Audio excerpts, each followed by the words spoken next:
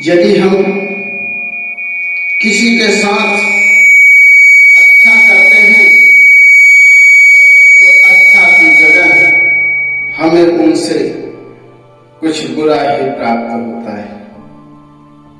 हम किसी के साथ अच्छा कर देते हैं और यह सोचते हैं कि वह हमारी भलाई का एहसान मानेगा, लेकिन होता नहीं और आदमी टूट जाता है, बिखर जाता है कि मैंने उस व्यक्ति के साथ इतना किया परंतु उसने मेरे साथ गद्दारी की, छल किया, धोखा दिया। आदमी घबरा जाता है और अंदर ही अंदर टूटने लगता है, क्योंकि वो सत्य नहीं जानता।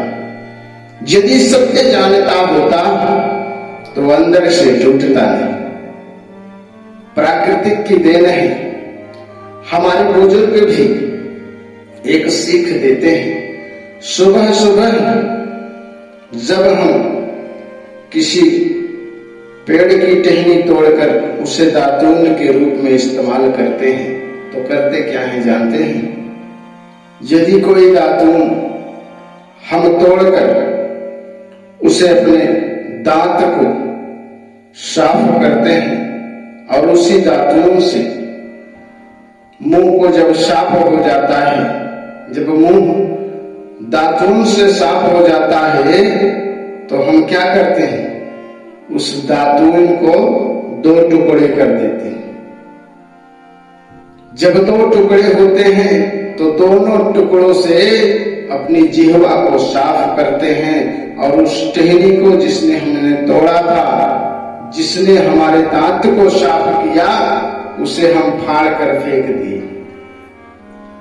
उसने तो हमारा मुख, हमारा दांत, हमारी जिह्वा को साफ किया, लेकिन उसके साथ हमने क्या किया? उसे फाड़ कर फेंक दिया।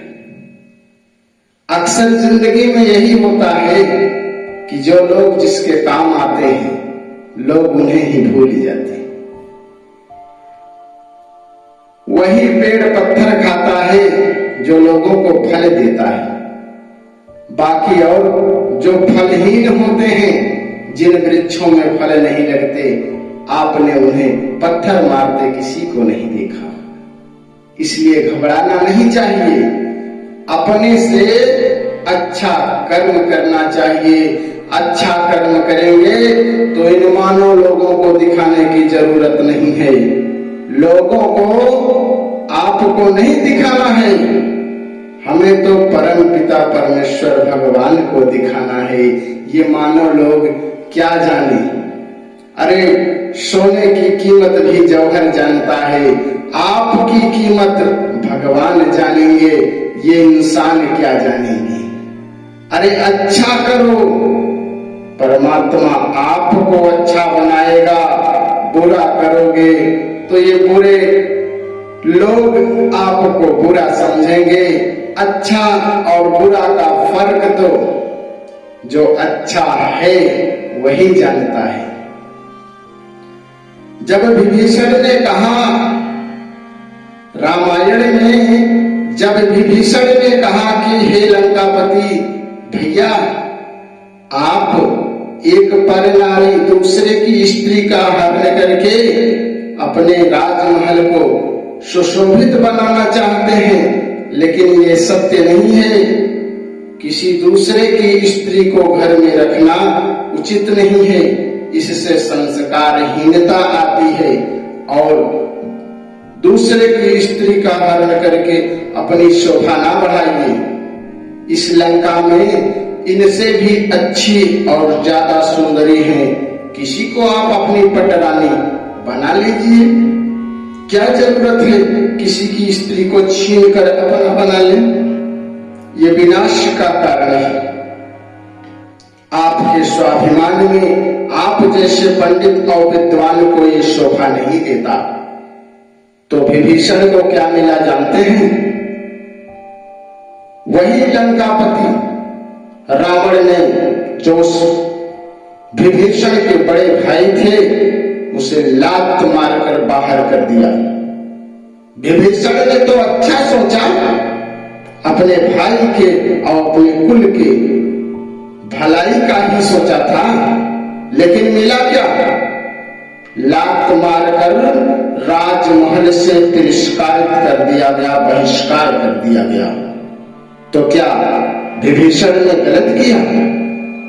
विभीषण ने भी तो सही किया था। अपने कुल की लाज रखने और अपने भाई की लाज रखने, उनके भलाई के लिए ही तो कहा था कि दूसरी की स्त्री को क्यों रखते हो, छोड़ दो, दे दो।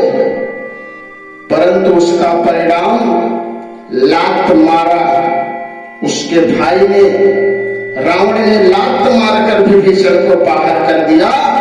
कहा है चल निकल, तू मुझे समझाता है। विभीषण चुपचाप लंका से बाहर निकल गया और भगवान श्री राम जी के चरणों में आया। प्रभु ने उसे गले से लगाया। वह सत्य था, उसने अपने सत्यता और सत्य कर्म किए, इसलिए लंका जल गई, रावण मर गया। रावण के साथ देने वाले सभी जितने भी सैनिक थे, उसके भाई हों पुत्र हों, सबका विनाश हो गया। परंतु विभीषण सत्य था, उसने अच्छा कर्म किया, भगवान ने उसे अच्छा बना दिया। जिसको लात मारकर रावण ने लंका से बाहर किया, वही लंका का राजा बन गया। इसलिए हमें भगवान को दिखाना है, इन मूर्ख लोगों को नहीं दिखाना है। जौहर की कीमत जौहर ही जानता है, आपका क्या कीमत है वो भगवान जानेंगे। जो अच्छे पुरुष हैं वो जानेंगे। अरे अच्छाई का जमाना नहीं है तो क्या हुआ, भगवान तो हैं। हमें उनके भरोसे कार्य करना है। अच्छा करोगे, भले ही आपके साथ बुरा क्यों ना हो, परंतु आपका बुरा कभी नहीं होगा। ये भगवान सबको देते हैं, जो जैसा करेगा वैसा फल भगवान देंगे। अरे इंसान क्या देंगे? अरे मांगो उससे जो देने वाला है। इन्हें भलाई करिए, अच्छे कर्म करिए, ये मत सोचना और इसलिए दुखी भी मत होना कि मैंने उसके साथ अच्छा किया, उसने मेरे साथ बुरा कर दिया। कर दिया तो कर दिया, छोड़ो। भगवान तो आपके साथ हैं। उनके घर में देर है, अंधेर नहीं है। वो सबके स्वामी हैं। जो जैसा करेगा वैसा फल भगवान देंगे। इंसान कभी फल नहीं देता। जब कर्म अच्छे करोगे तो फल भी अच्छे ही मिलेंगे। आम का वृक्ष लगाओगे तो आम खाओगे, बबूल का वृक्ष लगाओगे तो जरूर ही जरूर कांटे चुभेंगे। इसलिए कर्म अच्छे करो, फल की इच्छा कभी नहीं करना चाहिए।